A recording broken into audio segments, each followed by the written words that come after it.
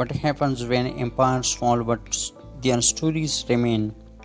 Welcome to the world of post-colonial literature, a voice for the voiceless, a mirror of history, and a window into freedom.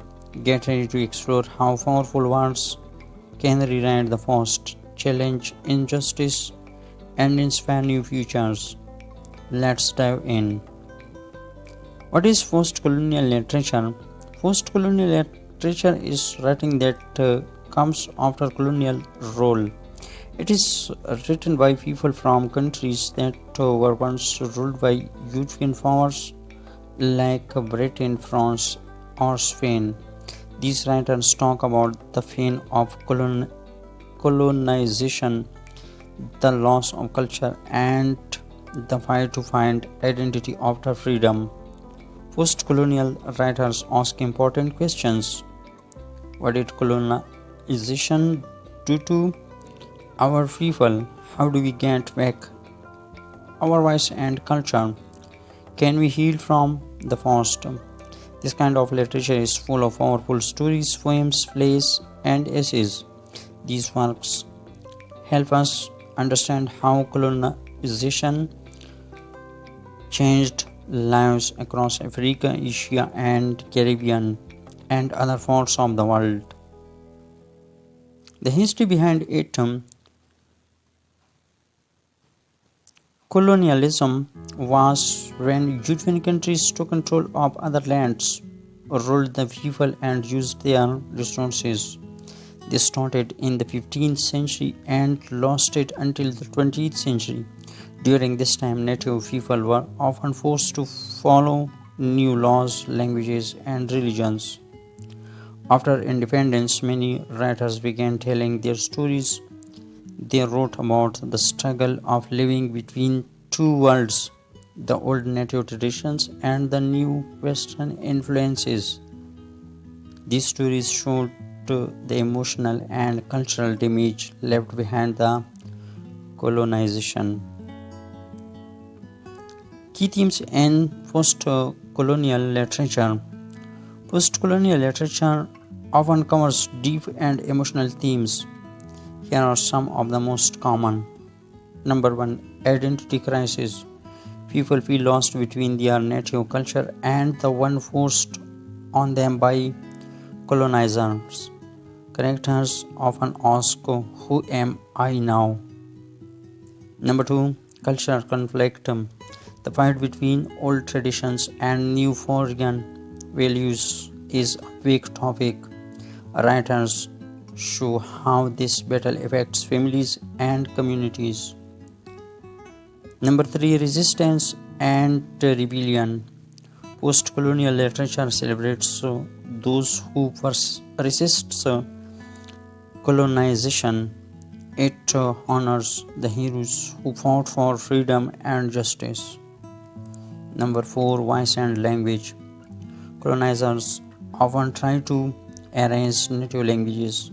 Post-colonial writers use English or French, but mix it with native words to keep their culture alive.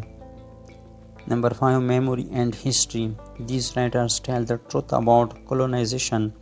They bring hidden stories to light,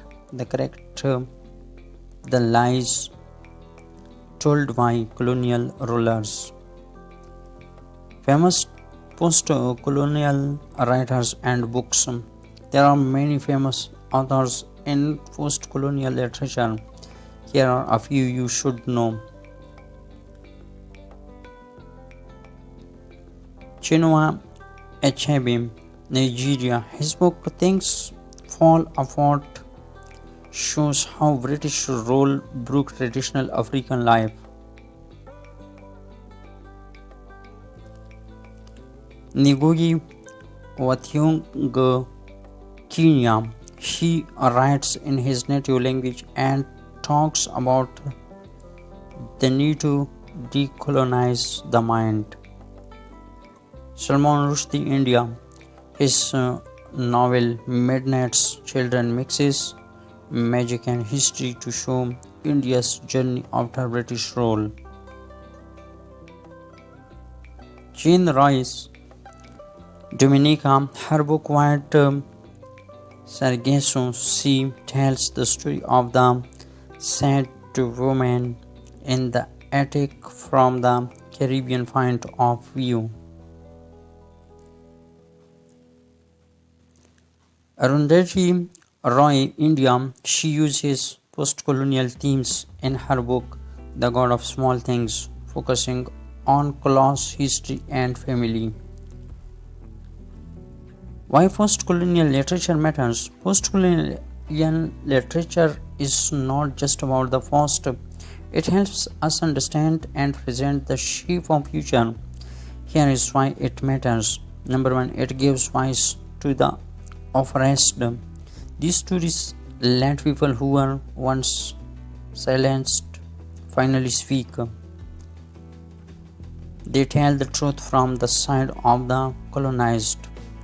Number two, the challenges the colonial narrative. History books written by colonizers often lied or hid the truth.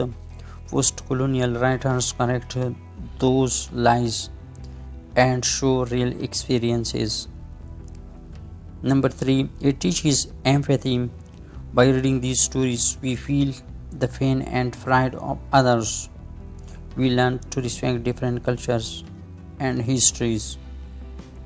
Number four, it builds cultural pride. Post-colonial writers celebrate their roots. They help people feel proud of their language, traditions, and ancestors.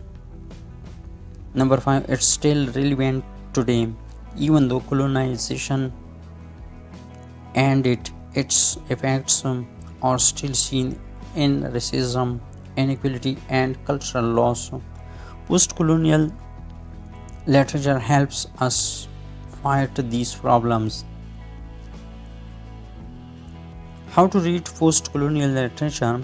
If you are now to this kind of literature, start with a few simple steps. Start with famous books like Things Fall Apart or The God of Small Things. Look for local stories from your region or country.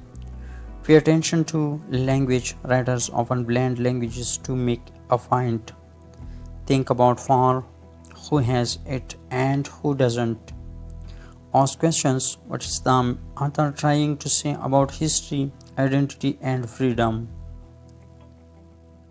Post-colonial literature is not just about the past.